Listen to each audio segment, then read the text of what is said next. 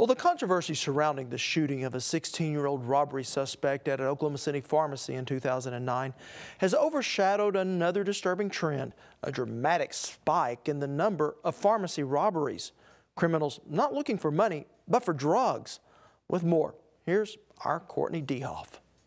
Pharmacies are the growing targets of crooks looking to get high or make an easy dollar.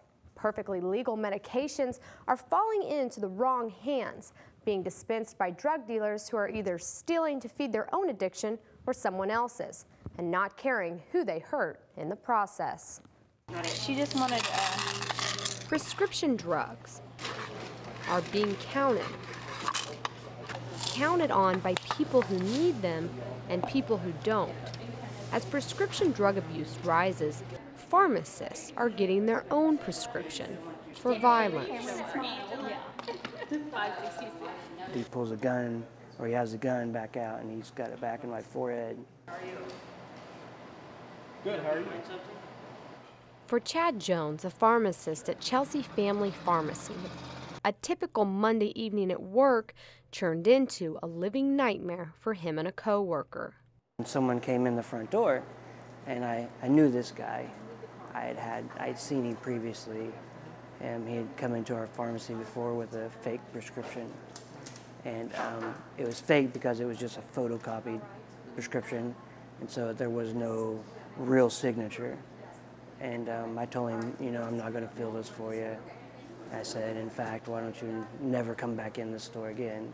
6 months later, the same drug addict came back into the store, this time with armed robbery on his mind. And then he kind of meandered around, and he had a sack in his hand, like a brown paper grocery sack. And the only thing that was going through my mind was that he's going to take something from out front. And I said, Steve, I said, you just need to leave. He said, you need to get behind the counter and give me your drugs, and put the gun in my face. He pulled it out of the grocery sack, and he started telling me to get the OxyContin, give me all your OxyContin, and put it in the sack. So he handed me the sack, and I just gave all the OxyContin we had. And I said, what else do you want? And he said, I need Roxicodone. I need all your Roxicodone. Meanwhile, he's made Channing lay on the floor, and he's yelling at her, you need to be quiet, little girl, and I won't hurt you. Just be quiet, I won't hurt you. And I was like, Channing, it's okay, you know, just a second. The robber then forced Jones and his pharmacy technician Channing to lie on the floor.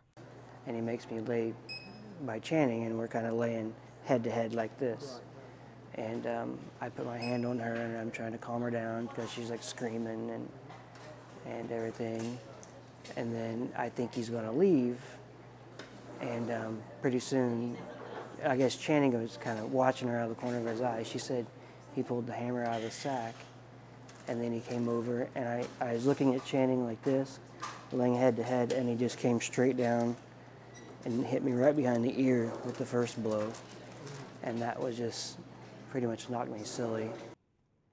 Jones and his co-worker would never be the same. I covered Channing, and I covered my head. When I did, he came straight down and just like hit me right on top of the head. That's where I broke my fingers. I crushed a couple of fingers. And I lay back down beside Channing, and I just remember blood being everywhere. Robberies and break-ins like this are on the rise, and they're changing the lives of people like Jones who are just trying to do their job.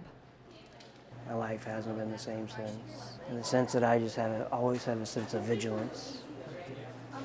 I mean, I'm always looking out for someone. That's the biggest thing that I've noticed. And it's just stressful for me to always be on edge. Headaches daily, I mean, some are pretty severe. I just don't want to move. Lay in bed in a dark room, don't move.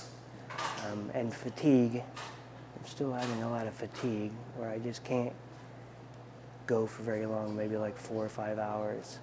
And then I'm just to the point that I just so tired I feel almost sick feeling.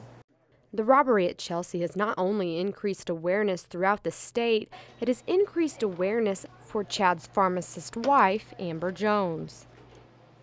I'd had angry customers before. I'd usually worked at busier chain stores, but never felt as threatened or as much anxiety as after the robbery. And then just on a personal level, yeah, just more security, you know, just the kind of a sense of peace and security definitely changed. As America's secret addiction continues to grow, so does the awareness that your friendly neighborhood pharmacy may not be so friendly anymore. Pharmacists are fighting back with a heat of their own. Many pharmacists and pharmacy techs are now carrying concealed weapons to protect themselves from dangerous robberies. A step that both Chad and his wife Amber said they had no idea they would be doing when they decided to go to pharmacy school.